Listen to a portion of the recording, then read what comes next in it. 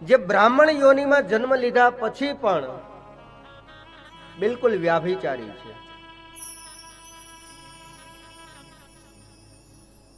અને શિવ મહાપુરાણ અહીંયા દરેક વ્યક્તિઓના જીવનનો પરિચય મને તમને બતાવે છે. કેવળ ધોતી પહેરી લેવાથી હું ને તમે બ્રાહ્મણ બની જઈએ? બ્રાહ્મણ કોને કહેવાય? જે હંમેશા નિત્ય ત્રિકાળ સંધ્યાનો પાઠ કરતો હોય ને, અતઃ બ્રાહ્મણ. આવા બ્રાહ્મણોને જયારે હું તમે પુણ્ય કરીએ, આવા બ્રાહ્મણોને હું તમે દાન દઈએ તો યોગ્ય છે. સવાર, બપોર અને સાંજ ત્રિકાળ સંધ્યા શિવ મહાપુરાણમાં શબ્દનો ઉલ્લેખ છે. જે ત્રિકાળ સંધ્યા કરતો હોવો જોઈએ. અને બ્રાહ્મણ કીધો છે. અને બ્રાહ્મણ દ્વારા જે કથા આજ મને તમને શ્રવણ કરવાનો અવસર મળે છે, તો એમાંય કઈક ફાયદો થવો જોઈએ ને. અને લગભગ ફાયદો શબ્દ આવે ને એટલે લગભગ આપણે નોટું નો જ વિચાર આવે, પૈસા નો જ વિચાર આવે. અને ખરેખર એકવાર હૃદય ઉપર હાથ રાખીને મૂકજો. મહાદેવજીના મંદિરે જયારે હું તમે દર્શન કરવા જાય તો આપણે ભગવાનને કેટલા પૈસા મૂકીએ છીએ? 10 રૂપિયા, 20, 50 અને માંગીએ છીએ કેટલા? અને તોય મારો દેવાધિદેવ મહાદેવ કરુણાનો કરનારો એ તમારા 10 ની બદલે 100 નહીં, 10 ની બદલે 1000 આપી દે ને, એ મારો મહાદેવ છે. પણ અહીંયા જે આપણે વાત કરી, વાત આ ફાયદાની, ઈ ફાયદો નથી. ફાયદો કોને કહેવાય? કે ભગવાનની કથા સાંભળવાથી કંઈક મારા ને તમારા જીવનમાં પરિવર્તન આવવું જોઈએ.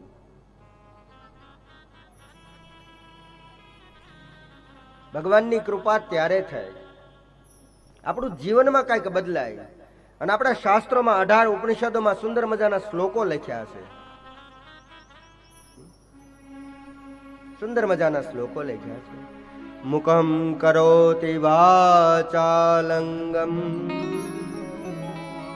પંગુ ચડે ગિરિવર ગમનમ યત કૃપાતમહં વંદે પરમાનંદમાં.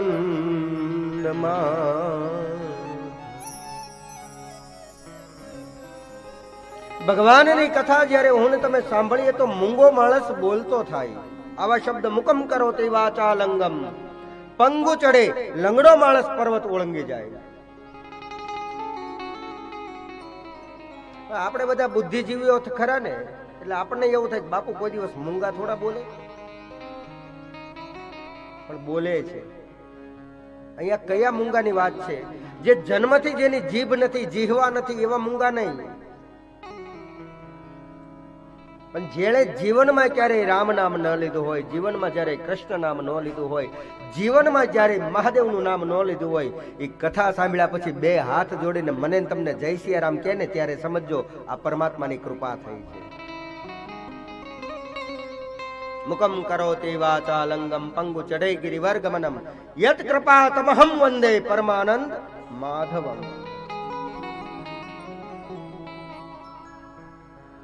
બીજો ફાયદો, ભગવાનની કથા સાંભળ્યા પછી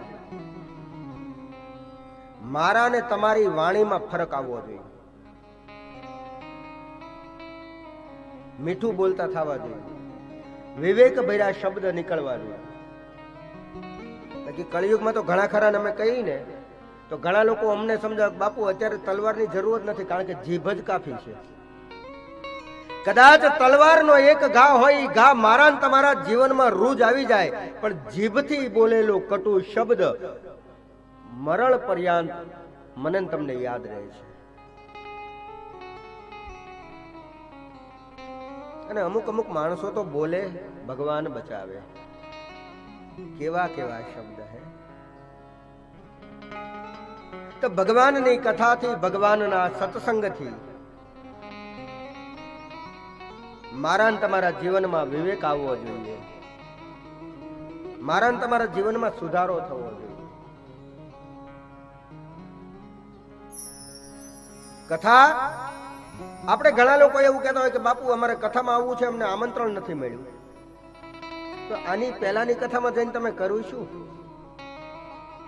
હજી સુધી તમે કથા સમજી જ નથી શક્યા. કથામાં ક્યારેય આમંત્રણ હોતું નથી. કદાચ કોઈ એક પરિવાર કથા કરાવતો હોય, પણ કથા તો સામૂહિક જ હોય ને. એ કે એક વ્યક્તિની થાય જ નહીં. ઘણા લોકોને આવું કહેતા પણ સાંભળ્યા છે કે બાપુ કથા નાના મોટી હોય. કથા કોઈ દી નાના મોટી હોય? કથા કથા જ હોય. હા, કદાચ મંડપ નાના મોટો હોય, વ્યવસ્થા નાના મોટી હોય, કથા કથા જ હોવી જોઈએ. આવા વિચારધારા આપણી અંદર આવે ને ત્યારે સાચા અર્થમાં કથાને મેન તમે ઉતારી કહેવાય. રામચરિત માનસમાં તો ચોપાઈ બતાવી છે કે ભગવાનના સત્સંગ સિવાય મને તમને વિવેક મળવાનો નથી. ભગવાનની કથા સિવાય મને તમને વિવેક મળવાનો નથી. એટલા માટે કથા જરૂરી છે. રામચરિત માનસને યાદ કરીએ. बिनु सत्संग विवेक न होई, बिनु सत्संग विवेक न होई, ओ बिनु सत्संग विवेक न होई, बिनु सत्संग विवेक न होई. राम कृपा बिनु सुलभ न सोई, राम कृपा बिनु सुलभ न सोई, ओ राम कृपा बिनु सुलभ न सोई, राम